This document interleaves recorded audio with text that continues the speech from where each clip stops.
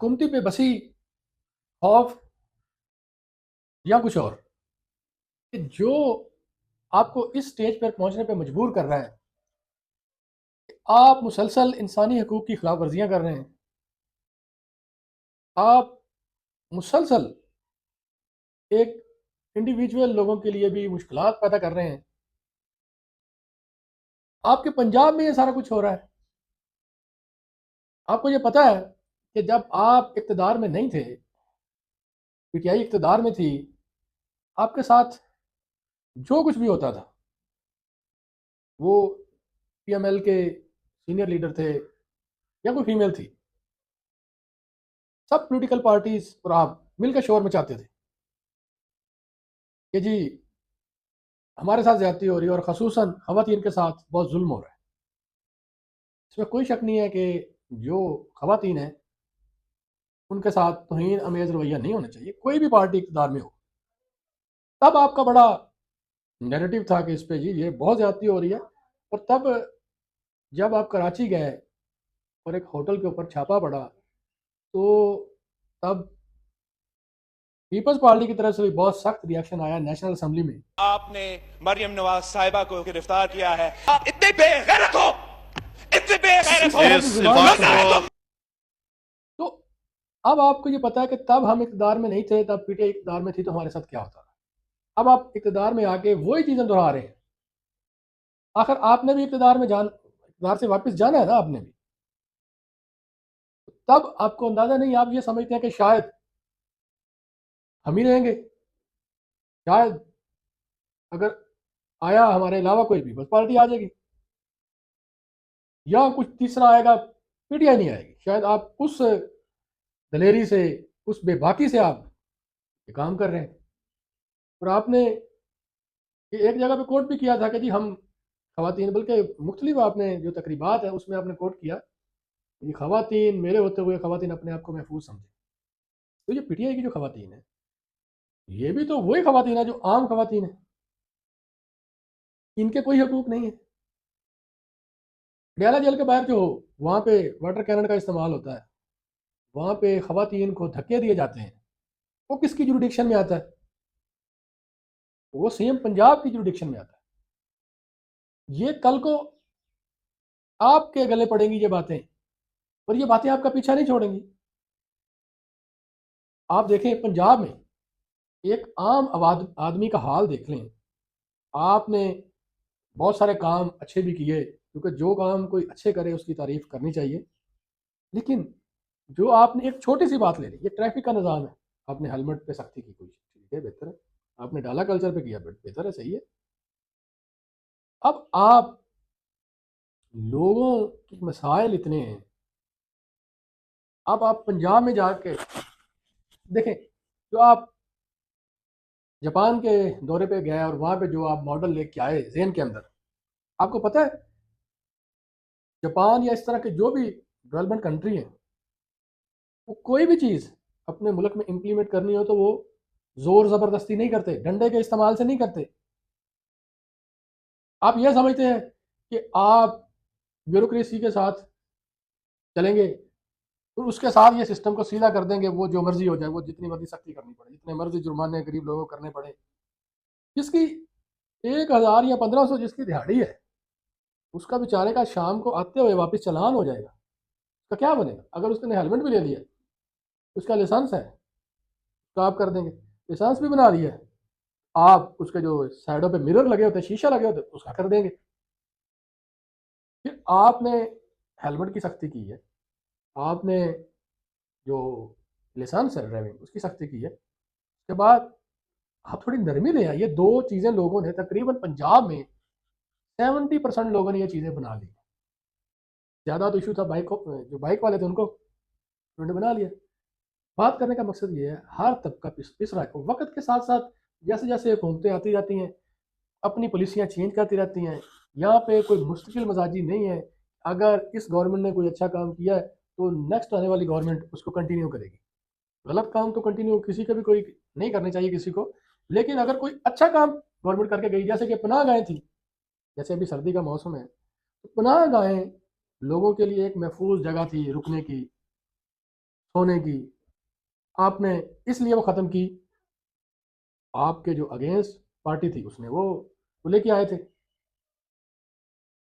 کوئی بھی چیز جو عوام کی فلاح کے لیے ہو وہ کوئی بھی پارٹی کرے اس کو کنٹینیو رکھنا چاہیے، لیکن پاکستان میں ایسا نظام شروع سے ہی نہیں ہے۔ یہ جو بھی آتا ہے وہ یہ سمجھتا ہے کہ یہ پیسہ ہمارے باپ کا ہے۔ اب آپ کو پرواہ نہیں ہے، دنیا میں پیغامات آ رہے ہیں کہ آپ جیل وینیو کے حساب سے کوئی بھی قیدی ہے اس کو قید تنہائی میں نہیں رکھ سکتے سوائے دہشت گرد کے۔ اس کے علاوہ کوئی بھی قیدی ہو جس پہ دہشت گردی ایکٹ نہیں لگا ہو اس کو آپ قید تنہائی میں نہیں رکھ سکتے۔ زور زبردستی تو آپ کچھ بھی کر سکتے ہیں۔ پوری دنیا سے پیغامات آ رہے ہیں، آپ جو یہ کر رہے ہیں عمران خان کے ساتھ اڈیالہ جیل میں اس کو قید تنہائی میں رکھا ہوا ہے، اس کی فیملیز کے ساتھ آپ توہین امیز رویہ اختیار کر رہے ہیں، لیکن آپ کے ساتھ پہ جھوٹ نہیں رینگ رہی۔ آپ یہ سمجھتے ہیں کہ شاید ڈونلڈ ٹرمپ کے ساتھ ہمارے ریلیشن بہت اچھے ہو گئے ہیں، اب ہمیں کسی کی پرواہ نہیں۔ آپ تاریخ سے سبق سیکھیں۔ پوری دنیا میں امریکہ نے ہر اس ملک کو، ہر اس حکومت کو نقصان پہنچایا ہے جس نے اس کے لیے اچھا کیا یا اچھا کرنے کی کوشش کی ہے۔ اور آپ یہ ہرگز نہ سمجھیں کہ ڈونلڈ ٹرمپ آپ سے بڑی محبت کرتے ہیں اور آپ سے ویسے ہی خوش ہیں۔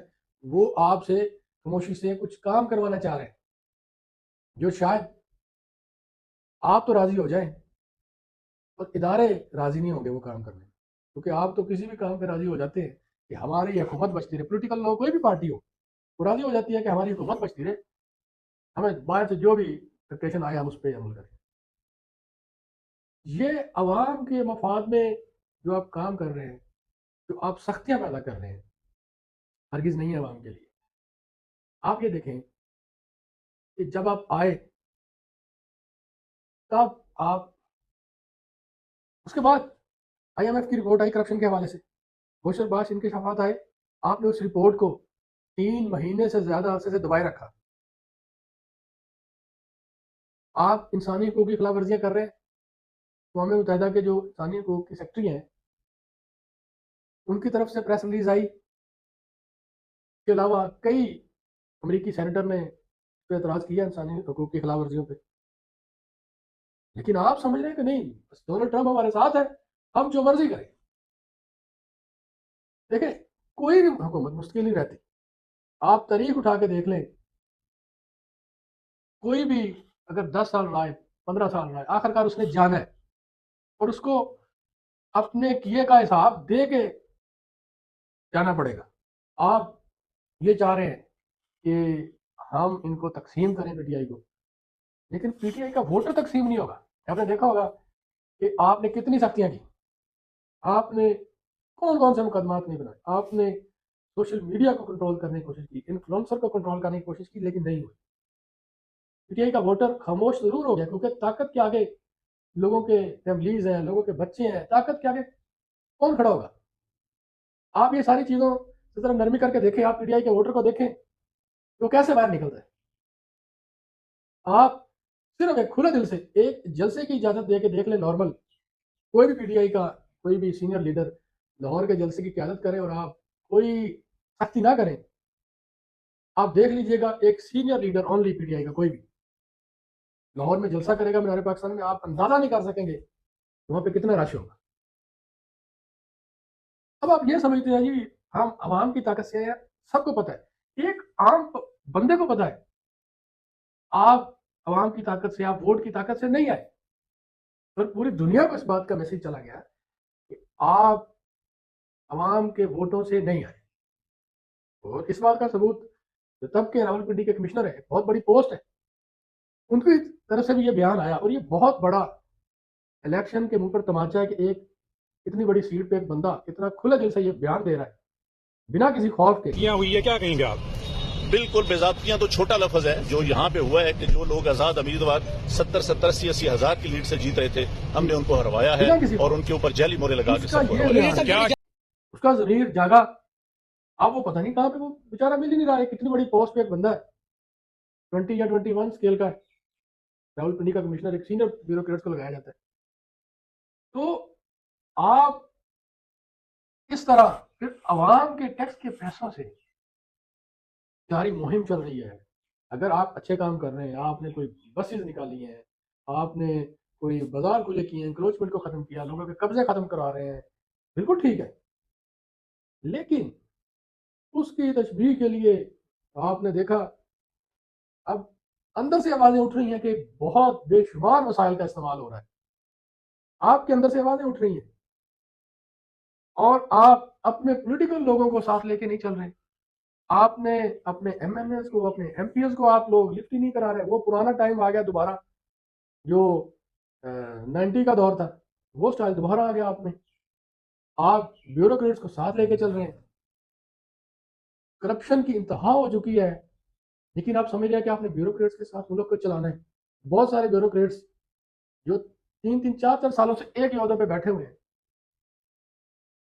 آئی ایم ایف کی رپورٹ ہے کرپشن کے حوالے سے، پہلا کیس رپورٹ ہے. آپ اندازہ کریں کہ آئی ایم ایف نے تو ایک سرسری سی رپورٹ لی ہوگی، لیکن وہ بھی اتنی بھیانک ہے. تو جو لوگ اس ملک میں رہتے ہیں، جن کا واسطہ پڑتا ہے، جو ایک انڈیویجول لوگ آفس میں جاتے ہیں اپنے کام کرانے کے لیے، ان سے پوچھ کر دیکھیں کہ کرپشن کے کیا حالات ہیں. آپ اندازہ نہیں کریں گے، اس سے کئی گنا زیادہ کرپشن ہے. اور بیوروکریسی اس کی وجہ ہے. اور آپ اس پہ کوئی اسٹیپ نہیں لے رہے، آپ اس پہ کوئی امینڈمنٹ نہیں کر رہے، آپ اس پہ کوئی ترمیم نہیں کر رہے. آپ اپنے مفاد کے لیے تو ایک دن میں رول پاس ہو جاتا ہے. اب آپ دیکھیں کہ اس سٹائل کے ساتھ آپ اپنے M P S M L S کو کوئی لفٹ نہ کرائیں اور بیوروکریسی کو ساتھ لے کے چلیں. صرف بیوروکریسی آپ یہ سمجھیں کہ ہمیں الیکشن میں بھی شاید یہ ون کروائے گی، ایسا نہیں ہوگا. آپ یہ بھی سمجھتے ہیں کہ شاید ہمارے علاوہ کسی کے پاس کوئی آپشن نہیں ہے. آپ کے علاوہ آپشن ہے. اگر اسی طرح آپ چلتے رہے تو 2026 میں آپ کی حکومت نہیں رہے گی. اگر یہی سٹائل رہا اور یہی کرپشن پہ بھی آپ نے کوئی بڑا سٹیپ نہ لیا اس کی روک تھام کے لیے، تو یہ حکومت 2026 میں چینج ہوتی نظر آتی ہے.